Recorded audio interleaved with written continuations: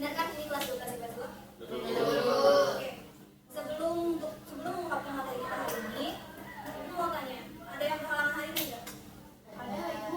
Ada. Siapa yang enggak hadir hari ini? Dia pamungkas. Nambah kalau nggak hadir? Hadir. Oke. Berarti semuanya saya berangkat hadir ya? Hadir. Oke, sebelum kita memulai pembelajaran hari ini, boleh ketua kelas memimpin doa ya? Oke, Alin, silakan berdiri.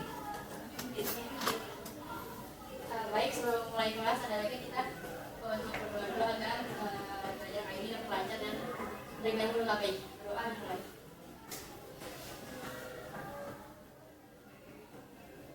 Doa selesai. Oke, terima kasih Alin.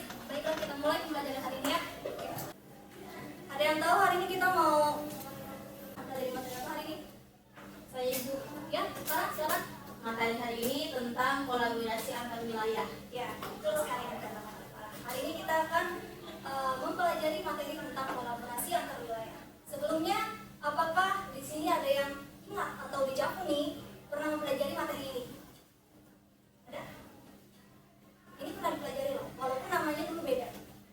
Ibu, pernah Bu di kelas 7 ada materi yang mirip kayak gini? Benar? Iya. Iya, di kelas 7 pernah ada materi yang mirip kayak gini, mirip materi ini. Namanya itu interaksi desa kota, ya kan? Ya Bu. Nah, kalian masih ingat tidak materi tentang interaksi desa kota itu? Oke, nggak ada yang tahu nih. Berarti kita refresh dulu ya. Sebelumnya, Ibu mau tanya, kolaborasi dan interaksi itu sama atau nggak menurut kalian? Kalau menurut saya hampir sama Bu, karena tuh interaksi antar wilayah itu adalah komunikasi antar dua kota ataupun antar dua wilayah, jadi kayak sama gitu. Oke, ada lagi yang lain? Ya, pendapat Bu. Pendapat ya? Oke. Nah, sebenarnya kata Dias juga nggak salah. Interaksi dan kolaborasi itu hampir mirip, tapi ada perbedaan yang signifikan di antara keduanya. Kita lihat dulu ya. Pertama, interaksi. Interaksi itu terjadi saat ada komunikasi antara dua orang ataupun kelompok. Ini bisa juga terjadi dalam ranah wilayah, entah itu kota, desa, ataupun negara. Nah, interaksi ini sebenarnya merupakan komunikasi biasa.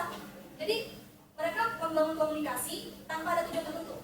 Contoh paling dasar yang bisa kita lihat di kehidupan sehari-hari, seperti saat kita berbicara kepada teman-teman kita, itu interaksi. Nah, kalau kolaborasi itu apa? Kolaborasi itu dari kata collab, yang artinya gabungan, menggabungkan suatu ide ataupun suatu tujuan. Jadi kolaborasi itu merupakan interaksi yang didasari dengan tujuan ataupun mempunyai hasil yang nyata. Entah itu hasilnya progres, project, ataupun kayak benda yang bisa dipakai. Itu kolaborasi bisa diartikan sebagai seperti itu. Seperti ya, jadi kolaborasi menurut kalian mirip dengan apa? Kerjasama. Iya, benar. Kolaborasi itu mirip kerjasama. Kerjasama agar tujuan dari dua orang, individu ataupun kelompok itu tercapai dengan maksud tertentu. Nah, untuk materi hari ini kita bakal lihat untuk kolaborasi antar wilayah, yang artinya kerjasama antar wilayah. Itu contohnya ada berapa? Ada yang bisa disebutkan? Ada 5. Pertama itu ada kerjasama desa kota, kerjasama antar kota, kerjasama bilateral, kerjasama multilateral, dan kerjasama regional. Ya, benar. Itu adalah contoh-contoh kerjasama. Ada 5 ya kerjasamanya. Tadi ada kata Haris desa kota, kota-kota, antar kota, sama bilateral. Tadi ada dua lagi. Multilateral dan regional. Ya, bilateral dan regional.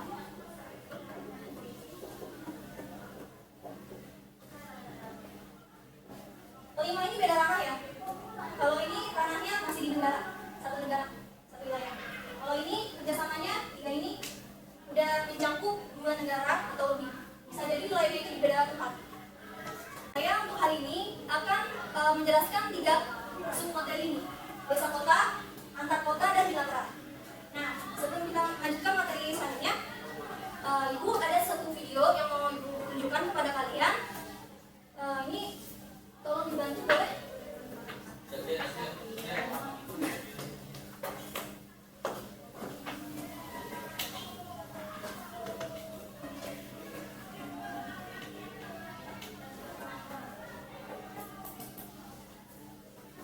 setelah itu nggak bisa. Oke, ini sudah terlihat ya slide-nya. Terima kasih tadi Satria sudah membantu. Oke, sebentar ya, saya tunjukkan videonya. Terlihat ke layar? Terlihat. Oke, kita tonton sama-sama ya. Nanti kita diskusikan.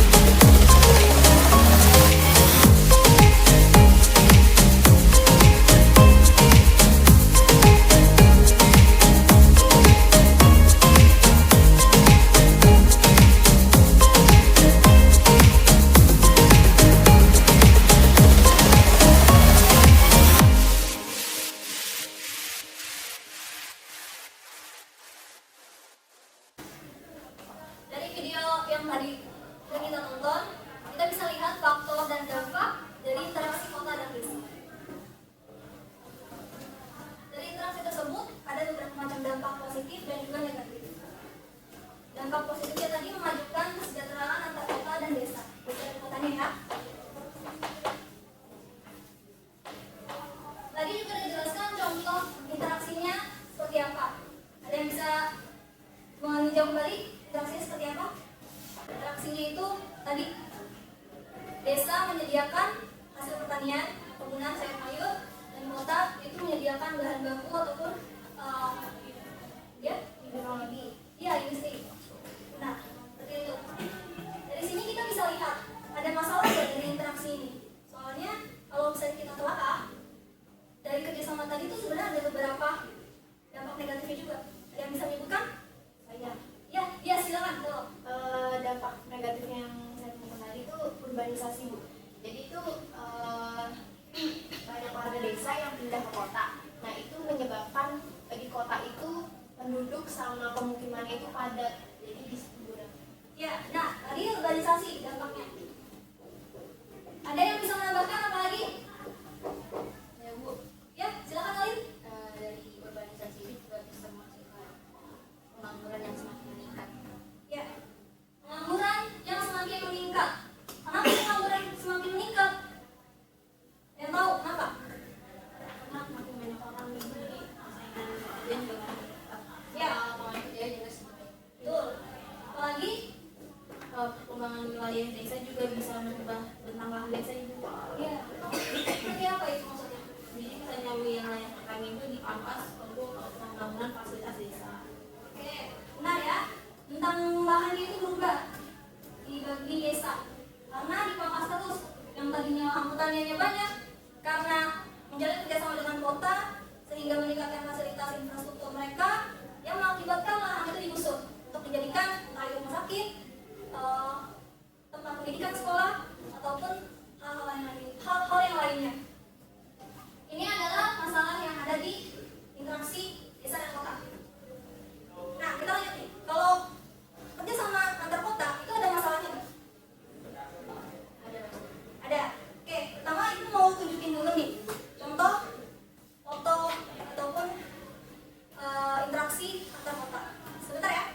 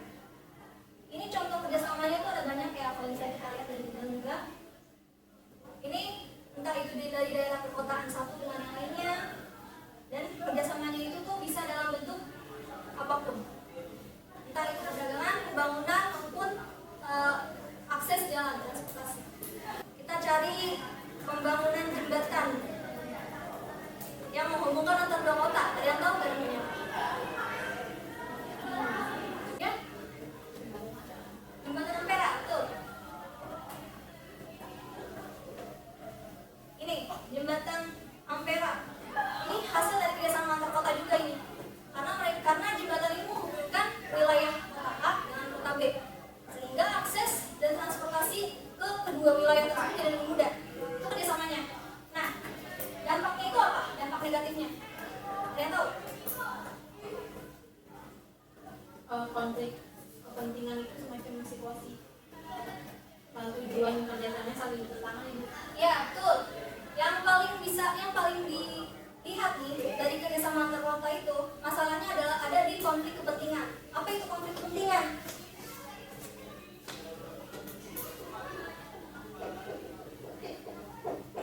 Konflik kepentingan itu artinya tujuan dua wilayah beda. Misalnya wilayah A pengennya pembangunan jembatan itu di bagian sini aja agar jaraknya itu misalnya sekitar 20 km, karena mereka pikir dengan jarak segitu itu sudah sesuai dengan wilayah mereka. Tapi wilayah B yang kerjasama sama mereka pengennya 30 km, biar lebih jauh, tapi nggak ada hasil yang sama dari tujuan mereka itu, sehingga konflik kepentingannya itu tuh merebak. Konflik kepentingan ini juga bisa disebut sebagai skala prioritas. Kalian tahu kan skala prioritas itu kayak gimana? Yang paling penting itu didahulukan. Ini paling penting paling menurut. Tapi menurut dia yang penting itu tuh yang ini, yang harusnya kalau menurut aku ada di sini, kayak gitu. Jadi skala prioritas orang itu beda-beda.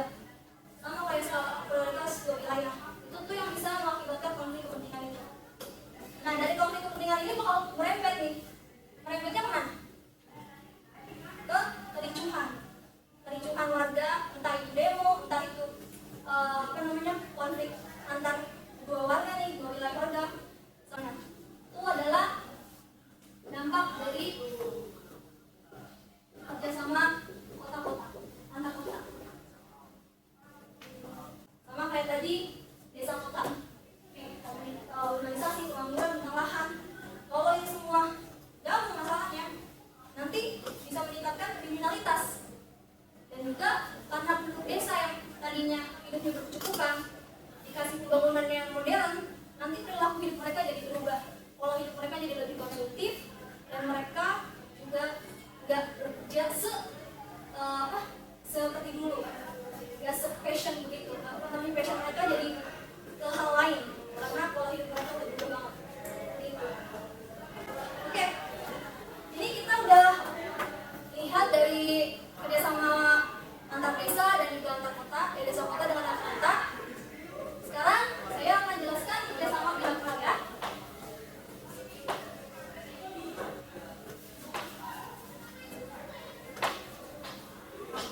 Oke, kerjasama bilateral. Ada yang tahu kerjasama bilateral itu apa? Ya, silakan. Antara dua negara dalam satu wilayah. Oke, ada lagi yang lain bisa memberikan pendapatnya? Mau menambahkan? Oke, mantap ya. Kerjasama bilateral itu adalah kerjasama dua negara. Kenapa dua negara? Kenapa tiga? Karena dua. Di dua negara ini dia kerjasama untuk membangun kesuksesan di wilayah mereka masing-masing. Jadi mereka kerjasama supaya kebutuhan mereka itu terpenuhi, entah dalam segi sumber daya, tenaga kerja, produksi, atau peningkatan ekonomi negara. Itu contoh kerjasama bilateral itu seperti apa di Indonesia? Iya, Farah? Contohnya itu kerjasama Indonesia dengan Malaysia di perdagangan minyak sawit. Oke, Farah terus nih yang ngomong, gak ada yang mau menambahkan lain? Ya, Haris? Salah satunya itu adalah kerjasama Indonesia dengan China dalam hal infrastruktur seperti pembangunan kereta cepat. Oke, itu dalam Cina ya, pembangunan kereta cepat. Ada lagi? Ya, saat ini?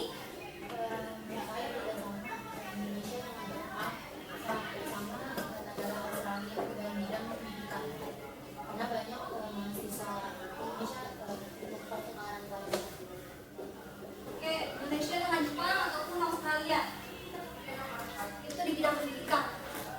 Betul sekali ya. Bisa lihat Indonesia itu dari kerjasama dengan banyak negara untuk berbagai kepentingan, dan itu di berbagai bidang juga.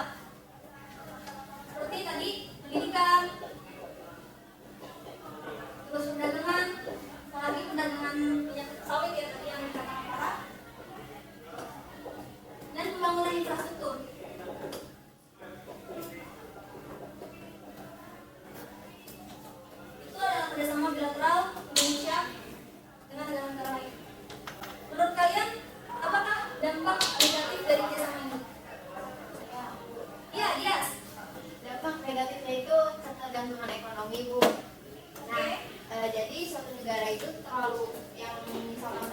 bergantung pada perdagangan negara lain itu tanpa adanya alternatif dalam melakukan ekonominya sendiri di negara sendiri itu menjadi terutama nih jika salah satu negara tersebut memiliki keunggulan pasar yang lebih besar, nah itu bisa menyebabkan ketimpangan Bu, terus bisa menyebabkan krisis ataupun tekanan ekonomi yang terhubung tadi kayak jelas juga.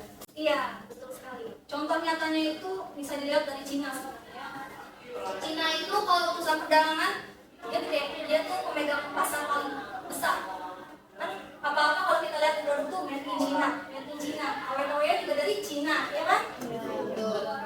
Jadinya impor mereka ke Indo itu banyak karena tingkat konsumsinya juga lebih banyak.